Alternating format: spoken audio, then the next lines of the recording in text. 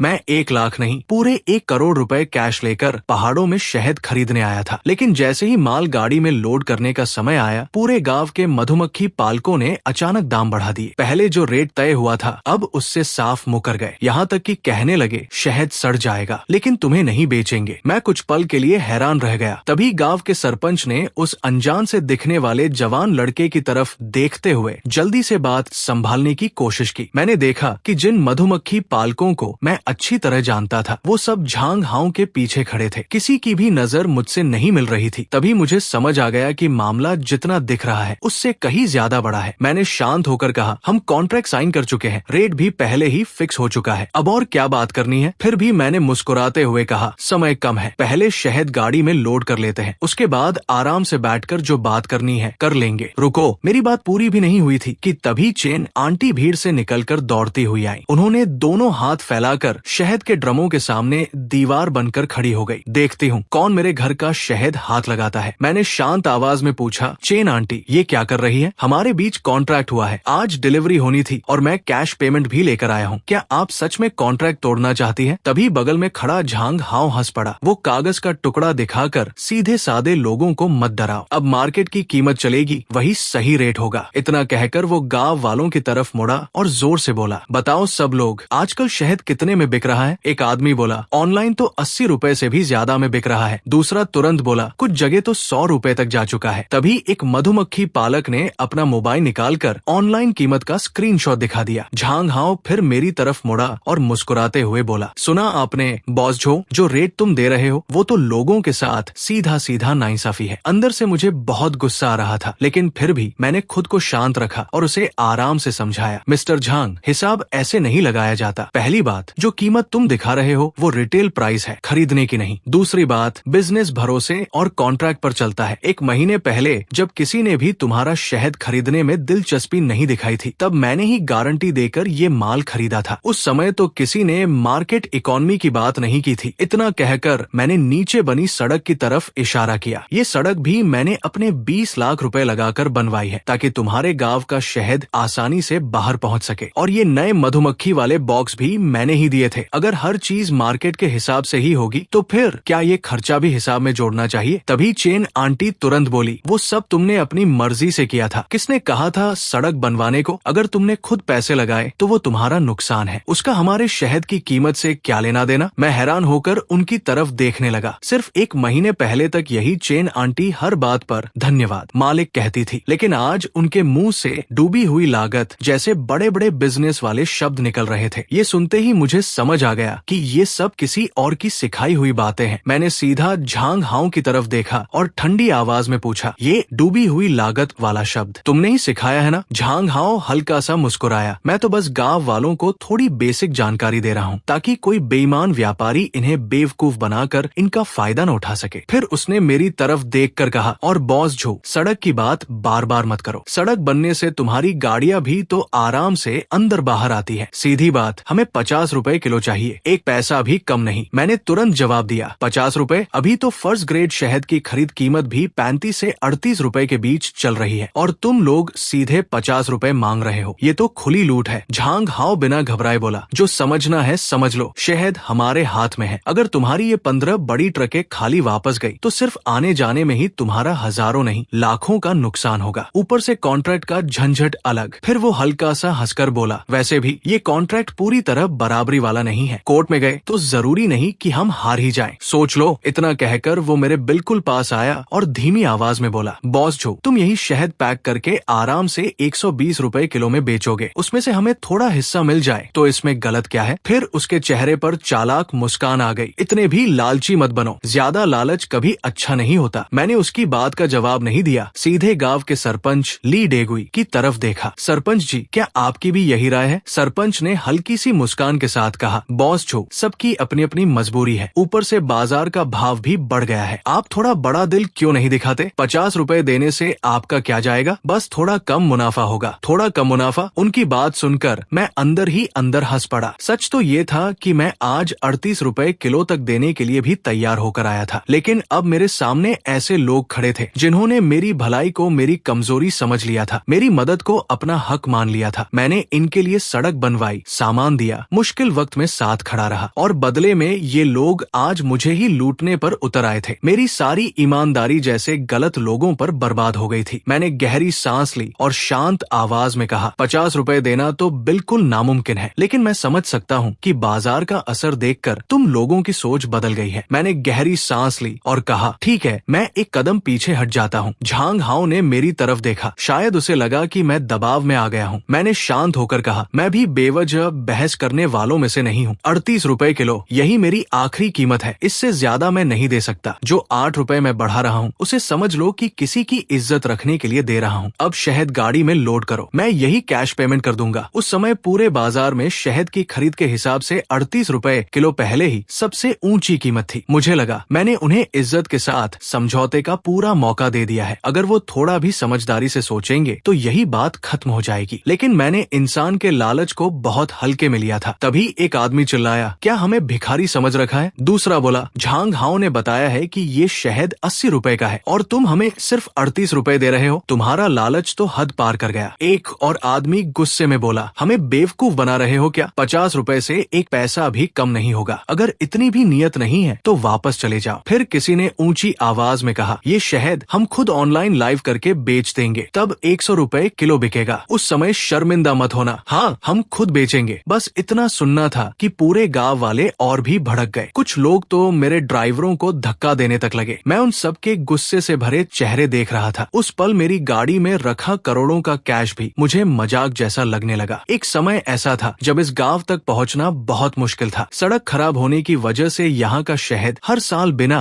बिके रह जाता था। सबसे बुरे समय में इन्हें सिर्फ 15 रुपए किलो का भाव मिलता था। जब मुझे उनकी हालत का पता चला तो मैंने अपनी जेब से पैसे लगाकर गांव तक सड़क बनवाई। इतना ही नहीं, मैंने 30 रुपए किलो का ऊंचा रेट तय किया और वादा किया कि चाहे शहद फर्स्ट ग्रेड हो या थोड़ा कम क्वालिटी का, मैं सब एक ही कीमत पर खरीदूंगा। क्योंकि मैं जानता था कि शहद को संभाल कर रखना और दूर तक पहुंचाना आसान काम नहीं होता। शहद को सुरक्षित रखने और दूर तक बिना खराब हुए पहुंचाने के लिए मैंने खास तौर पर food grade high density storage drum मंगवाए थे। साथ ही तापमान पर नजर रखने वाले सैकड़ों नए मॉडर्न मधुमक्खी बॉक्स भी बनवा कर अपने खर्चे पर गांव पहुंचाए थे। लेकिन तभी पूरे देश में मौसम ने अचानक करवट ले ली। उत्तर भारत के बड़े बड़े शहद वाले इलाकों में कड़ाके की ठंड और पाले की वजह से भारी नुकसान हुआ। वहीं दक्षिण के कई बड़े शहद उत्पादन वाले इलाके लगातार बारिश की वजह से आधी पैदावार भी नहीं दे पाए। लेकिन इस गांव की किस्मत अलग थी। चारों तरफ पहाड़ होने की वजह से ठंडी हवा यहाँ तक पहुँच ही नहीं पाई। ऊपर से बारिश भी कम हुई, इसलिए यहाँ के फूलों में पहले से ज्यादा मीठा रस बना और शहद की क्वालिटी भी बेहतर हो गई। इसी वजह से बाजार में शहद की खरीद कीमत बढ़कर 35 रुपए किलो तक पहुँच गई। ये खबर मिलते ही मैंने एक फैसला लिया। मैंने अपनी फाइनेंस टीम से कहा, कॉन्ट्रैक्ट में 30 रुपए लिखा है, लेकिन पेमेंट 38 रुपए किलो के हिसाब से तैयार करो, पूरा पैसा कैश में रहेगा। मेरी बात सुनकर अकाउंटेंट हैरान रह गया। सर, कॉन्ट्रैक्ट तो 30 रुपए का है, अगर हम 38 रुपए देंगे तो हमारा कई लाख रुपए का मुनाफा कम हो जाएगा। मैं मुस्कुराया और कहा, सोच हमेशा लंबी रखो, आज थोड़ा ज्यादा देंगे तो इन्हें भरोसा होगा कि मेरे साथ काम करके कभी नुकसान नहीं होता। यही असली निवेश है। मुझे लगा था कि सच्चे दिल से किया गया एहसान एक दिन जरूर याद रखा जाएगा, लेकिन आज समझ आ गया कि मैं कितना गलत था। मैंने धीरे से सिर हिलाया। ठीक है, अगर यही तुम्हारा फैसला है तो फिर अपना शहद तुम खुद ही बेचो। इतना कहकर मैंने हाथ में पकड़ा कॉन्ट्रैक्ट मोड़ा, उसे वापस जेब में रखा और अपने सभी ड्राइवरों की तरफ मुड़ गया। अब मेरे चेहरे पर गुस्सा नहीं था, सिर्फ एक अजीब सी ठंडी शांति थी, जिसे देखकर सामने खड़े लोग भी घबरा गए। मैंने ऊंची आवाज में आदेश दिया, सभी लोग ध्यान दे, गाड़ियों में बैठो और शहर वापस चलो। मेरी बात सुनते ही ड्राइवर लाओ झाओ चौंक गया। उसके हाथ से वॉकी टॉकी लगभग गिर ही गया। वो घबराकर बोला, बॉस झो, हम सच में वापस जा रहे हैं, यहाँ हमारी पूरे 15 ट्रक खड़ी है। लाओ झाओ ने जल्दी से कहा, बॉस झो, आने जाने में ही इतना डीजल जल गया है, एक बार और बात कर लेते हैं। 40 रुपए पर मान जाए तो? शहद सच में बहुत बढ़िया है, इसे शहर ले जाकर आसानी से बेच देंगे। मैंने बिना सोचे जवाब दिया, नहीं, अब कोई बात नहीं होगी। फिर मैंने उसकी आंखों में देखते हुए कहा, याद रखना, बिजनेस में पैसे का नुकसान दोबारा पूरा किया जा सकता है, लेकिन अगर कोई तुम्हारी इज्जत कुचल दे और तुम फिर भी हंसते हुए सब सह लो तो जिंदगी भर सिर उठाकर नहीं चल पाओगे। ऑर्डर फॉलो करो। लाओ झाओ ने तुरंत जवाब दिया, जी सर। फिर उसने जोर से आवाज लगाई, सभी ड्राइवर गाड़ियों में बैठो, शहर वापस चलते हैं। ये नजारा देखकर गांव वाले भी दंग रह गए। उन्हें पूरा भरोसा था कि मैं आखिर में झुक जाऊंगा, मोल भाव करूंगा और मजबूरी में 50 रुपए किलो देने के लिए तैयार हो जाऊंगा। जाऊंगा। आखिर कौन इतना बड़ा ऑर्डर और लाखों का नुकसान छोड़कर वापस जाता है? तभी झांग हाओ गुस्से में मेरी तरफ दौड़ा और उंगली दिखाकर चिल्लाया, झो बिफान, अगर आज यहाँ से चले गए तो याद रखना, बाद में घुटनों पर आकर भी मांगोगे, तब भी हम तुम्हें एक बूंद शहद नहीं बेचेंगे। मैंने अपने कदम रोक दिए, फिर उसकी तरफ ऐसे देखा जैसे कोई जोकर बेकार की हरकत कर रहा हो। मैंने शांत लेकिन सख्त आवाज में कहा, गांव वालों, आज जो बातें तुमने कही है उन्हें अच्छी तरह याद रखना। एक दिन पता चल जाएगा कि गलत मैं था या तुम। सब कुछ ऊपर वाला देख रहा है। तभी किसी ने भीड़ से चिल्लाकर कहा, भगवान का नाम लेकर हमें मत डराओ, हम तो बस अपना हक मांग रहे हैं, असली लालची तो तुम हो। मैं हल्का सा मुस्कुराया, ठीक है, अगर तुम्हें पूरा यकीन है कि लाइव आकर ये शहद 100 रुपए किलो बिक जाएगा तो मैं दिल से दुआ करता हूँ कि तुम सब खूब पैसा कमाओ। ये बड़ी किस्मत शायद मेरे नसीब में नहीं थी, इसलिए इसे तुम लोग ही संभाल कर रखना। इतना कहकर मैं बिना पीछे देखे अपनी गाड़ी में बैठ गया। जैसे ही हमारी 15 ट्रकों की पूरी लाइन पहाड़ के रास्ते से बाहर निकली, पूरे गांव में खुशी का शोर गूंज उठा। उन्हें लग रहा था कि उन्होंने आज बहुत बड़ी जीत हासिल कर ली है। हमारे गांव से निकलते ही झांग हाओ सीधे गांव की चौपाल पर बने बड़े मंच पर चढ़ गया। वो जोर से चिल्लाया, देखा सबने, यही होती है पूंजीपतियों की असली औकात। वो डर गया, उसे समझ आ गया कि अब वो हमारी मेहनत का पैसा नहीं कमा पाएगा। आज जीत हमारी हुई है। भीड़ भी जोश में चिल्लाने लगी, बिल्कुल सही, हमारा शहद इतनी बढ़िया क्वालिटी का है, अब किसी व्यापारी की जरूरत नहीं। झांग हाओ की बात मानते हैं, हम खुद लाइव करेंगे, 80 नहीं सीधे 100 रुपए किलो बेचेंगे। उस दिन पूरा गांव ऐसे जश्न मना रहा था जैसे कोई बड़ा त्योहार हो। सबको लग रहा था कि उन्होंने लालची व्यापारियों को हरा दिया है, लेकिन उन्हें ये याद नहीं था कि मुश्किल समय में जब बर्फबारी और खराब मौसम की वजह से कोई भी उनकी मदद करने नहीं आया था, तब सिर्फ मैं ही उनके साथ खड़ा हुआ था। उधर मैं शहर लौटते ही सीधे कंपनी पहुंचा। मैंने फाइनेंस डायरेक्टर से कहा, जो 1 करोड़ रुपए कैश लाए थे उसे वापस बैंक में जमा कर दो। फाइनेंस डायरेक्टर ने चिंता से कहा, सर, गांव की सड़क पर 20 लाख रुपए खर्च हुए थे, फिर कोल्ड स्टोरेज, पैकिंग और बाकी एडवांस मिलाकर करीब 40 लाख रुपए फंस चुके हैं। इतना बड़ा नुकसान कैसे पूरा होगा? मैंने शांत आवाज में जवाब दिया, उसे जिंदगी की फीस समझ लो। फिर मैंने अगला आदेश दिया, लीगल टीम को बोलो जिन किसानों ने कॉन्ट्रैक्ट साइन किया था उन सभी पर कॉन्ट्रैक्ट तोड़ने का केस तैयार करे। पैसा शायद वापस न मिले, लेकिन उन्हें अपने किए की कीमत जरूर चुकानी पड़ेगी। फाइनेंस डायरेक्टर ने सिर हिलाया, जी सर। फिर उसने पूछा, सर, अब जो शहद की सप्लाई रुक गई है उसका क्या करेंगे? मैंने तुरंत कहा, यूनान वाले बेस से संपर्क करो, वहाँ कीमत थोड़ी ज्यादा होगी लेकिन माल भरपूर मिलेगा। मुनाफा थोड़ा कम हो जाए कोई बात नहीं, लेकिन हमारी कंपनी की साख पर आंच नहीं आनी चाहिए। सारे काम समझाने के बाद मैंने अपना मोबाइल निकाला। तभी मेरी नजर एक छोटे वीडियो वाले ऐप पर गई। झांग हाओ ने वहाँ नया अकाउंट बना लिया था। उसका नाम था फेंगलोंग हाओगे। उसने पहली ही वीडियो अपलोड की थी, कॉलेज से पढ़ाई पूरी करके गाँव लौटा हूँ, आइए आपको गहरे पहाड़ों में मिलने वाले असली और शुद्ध शहद का स्वाद चखाते हैं। वीडियो का टाइटल था, बीच के व्यापारियों का खेल खत्म, अब शुद्ध पहाड़ी शहद सीधे किसान से। पहली लाइव आज रात। जिज्ञासा में मैंने भी उसका लाइव खोल लिया। उस समय लाइव में करीब 200-300 लोग जुड़े हुए थे। झांग हाओ चेन आंटी के आंगन में खड़ा था। उसके पीछे वही नीले रंग के बड़े ड्रम रखे थे जो मैंने अपने पैसों से उन्हें भेजे थे। आंगन में रोशनी बहुत कम थी, कैमरे की क्वालिटी भी खराब थी। झांग हाओ ढीला ढाला सूट पहनकर कैमरे के सामने जोर जोर से शहद बेच रहा था। उसके हाथ में वही खास सैंपल वाला चम्मच था जिसे मैंने शहद दिखाने के लिए बनवाया था। वो एक चम्मच शहद निकालकर कैमरे के सामने उसकी लंबी धार दिखा रहा था ताकि लोग उसकी क्वालिटी से प्रभावित हो जाएं। पीछे चेन आंटी और गांव की कुछ और औरतें जबरदस्ती मुस्कुरा रही थी। उनके हाथ में एक गत्ता था जिस पर टेढ़े मेढ़े अक्षरों में लिखा था, 100% शुद्ध प्राकृतिक शहद। मैंने कुछ देर कमेंट पढ़े, फिर बिना कुछ बोले लाइव बंद कर दिया। मेरे चेहरे पर बस एक हल्की सी मुस्कान थी। उन्हें अभी तक अंदाजा भी नहीं था कि शहद बेचना आसान है, लेकिन लोगों का भरोसा जीतना सबसे मुश्किल काम होता है। बिना किसी ब्रांड के ग्राहक आसानी से भरोसा नहीं करते। फिर आती है डिलीवरी की सबसे बड़ी समस्या। अगर प्रोफेशनल पैकिंग, झटके से बचाने वाला सामान और खास फोम बॉक्स इस्तेमाल न किए जाएं, तो भेजी गई 10 बोतलों में से 5 रास्ते में ही टूट सकती है। लेकिन असली खतरा तो अभी बाकी था। उनके पास खाने का सामान बेचने का जरूरी लाइसेंस भी नहीं था। गांव में थोड़ी बहुत सीधी बिक्री करना अलग बात है, लेकिन जैसे ही बड़े ऑनलाइन प्लेटफॉर्म पर सामान बेचोगे वैसे ही प्रोफेशनल शिकायत करने वाले लोग नजर रखेंगे। अगर एक भी शिकायत सही साबित हो गई तो उनका पूरा बिजनेस एक झटके में बंद हो सकता था। ऊपर से उन्होंने शहद की कीमत 88 रुपए रखी थी। उस रेट पर खरीदने वाला हर ग्राहक सिर्फ शहद नहीं देखता, वो पैकिंग, सर्विस, डिलीवरी और पूरे अनुभव से भी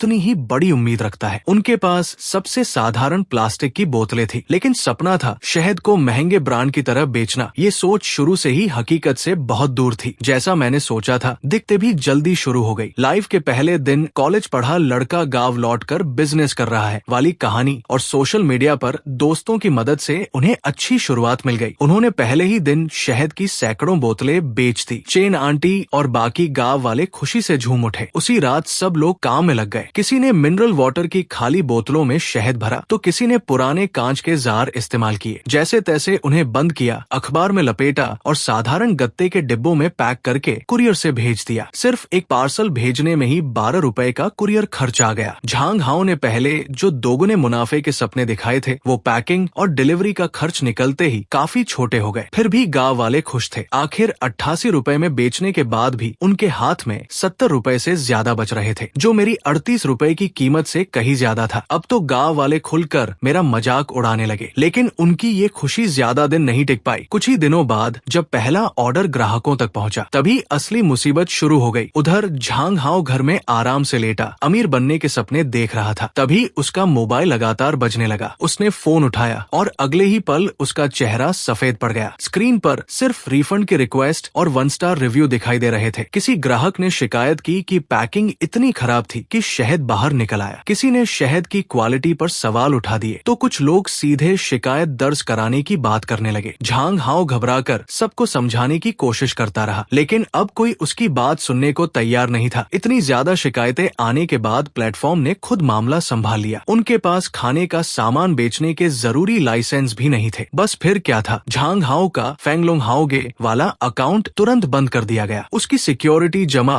राशि भी फ्रीज कर दी गई। लेकिन असली मुसीबत अभी बाकी थी। जिन ग्राहकों तक टूटी हुई बोतलें पहुंची थी, उन्होंने सिर्फ रिफंड ही नहीं मांगा, बल्कि खराब हुए कपड़ों और फर्श का हर्जाना भी मांगना शुरू कर दिया। सिर्फ एक हफ्ते के अंदर ही बेचे गए 300 से ज्यादा ऑर्डरों में से 90% वापस लौट आए। बाकी बचे 10% ग्राहकों ने सिर्फ इसलिए सामान वापस नहीं किया क्योंकि उन्हें झंझट नहीं चाहिए था, लेकिन उन्होंने भी सीधे 1 स्टार रिव्यू दे दिया। चेन आंटी अपने घर में पड़े उन सभी चिपचिपे पार्सलों को देख रही थी जो वापस लौट आए थे। मोबाइल की स्क्रीन पर अकाउंट फ्रीज होने का लाल नोटिस चमक रहा था। ये सब देखकर वो वही जमीन पर बैठ गई और रोने लगी। उधर झांग हाओ एक कोने में चुपचाप खड़ा था। उसके चेहरे से सारा घमंड गायब हो चुका था। जो लड़का कुछ दिन पहले पूरे गांव के सामने बड़े बड़े दावे कर रहा था, आज उसके माथे पर सिर्फ पसीना था। लेकिन सबसे बड़ी मुसीबत अभी शुरू हुई थी। उन्होंने शहद को जिन साधारण और साफ सफाई के बिना इस्तेमाल किए गए डिब्बों में भरा था, मौसम गर्म होते ही वही उनकी सबसे बड़ी गलती बन गया। बिना सही सीलिंग और स्टेरिलाइजेशन के वो बेहतरीन शहद धीरे धीरे प्लास्टिक के डिब्बों में ही खराब होने लगा। हवा में पहले जो मीठी फूलों जैसी खुशबू आती थी, अब उसमें हल्की हल्की खट्टी और शराब जैसी बदबू मिलने लगी थी। लाइव वाला अकाउंट बंद होते ही गांव वालों का सारा जोश एक पल में खत्म हो गया। गांव की चौपाल में सभी किसान हाथ में रिटर्न पार्सल की रसीदें लिए परेशान खड़े थे। हर किसी के चेहरे पर घबराहट साफ दिखाई दे रही थी। लेकिन झांग हाओ अब भी हार मानने को तैयार नहीं था। वो बोला, घबराइए मत, मैं अभी दूसरी खरीदने वाली कंपनियों से बात करता हूँ। इतना कहकर उसने सबके सामने मोबाइल निकाला और इंटरनेट से मिले अलग अलग शहद खरीदने वाली कंपनियों के नंबर मिलाने शुरू कर दिए। लेकिन उसे बिल्कुल भी अंदाजा नहीं था कि जिस दिन मैं गांव छोड़कर वापस आया था, उसके अगले ही दिन मैंने पूरे प्रांत के कृषि उत्पाद उद्योग संघ के ग्रुप में एक जरूरी सूचना भेज दी थी। उधर झांग हाओ ने गांव में जो कुछ हुआ था वो सब सच सच बता दिया। सप्लाई चेन के बिजनेस में सबसे बड़ा डर यही होता है कि अगर सप्लायर ही साथ छोड़ दे तो पूरा काम रुक जाता है। इसके बाद झांग हाओ ने एक के बाद एक कई लोगों को फोन लगाए, लेकिन हर जगह से लगभग एक जैसा ही जवाब मिला। हेलो वांग सर, हमारे पास फेंग गांव का टॉप क्वालिटी शहद है। फेंग गांव, वही ली देशु वाला गांव? हाँ वही। अच्छा, ये वही माल है ना जिसे बॉस जुआंग ने लेने से मना कर दिया था? तुम लोगों की हिम्मत तो देखो, जिस आदमी से सब अच्छे रिश्ते रखना चाहते हैं उसी को नाराज कर दिया। मैं बेवजह उससे दुश्मनी नहीं लेना चाहता। ये सुनकर झांग हाओ का चेहरा उतर गया। फिर भी उसने खुद को संभाला और बोला, कोई बात नहीं, दूसरी जगह बात करते हैं। उसने तुरंत एक और कॉल मिलाई। हेलो लीव मैनेजर, सुना है आप बड़ी मात्रा में शहद खरीदते हैं। हमारे पास 30,000 जिन शहद है। कितने का दोगे? मार्केट रेट 80 है, लेकिन आपको 60 में दे देंगे। 60? लगता है अभी तक नींद नहीं खुली तुम्हारी। बॉस जुआंग ने तुम्हें 38 का रेट दिया था, तब नहीं बेचा। अब चाहते हो मैं आकर तुम्हारा नुकसान उठाऊं? मैं ज्यादा से ज्यादा 20 दूंगा। बेचना है तो बेचो, नहीं तो रहने दो। 20 20 ये तो लूट है, तो फिर अपने पास रखो और खुद ही पीते रहो। इसके बाद भी झांग हाओ ने 10 से ज्यादा फोन किए, लेकिन कहीं से भी अच्छी खबर नहीं मिली। कोई सीधे फोन काट देता, कोई फेंग गांव का नाम सुनते ही ताने मारने लगता। कुछ लोग तो उन्हें जिद्दी गांव वाले कहकर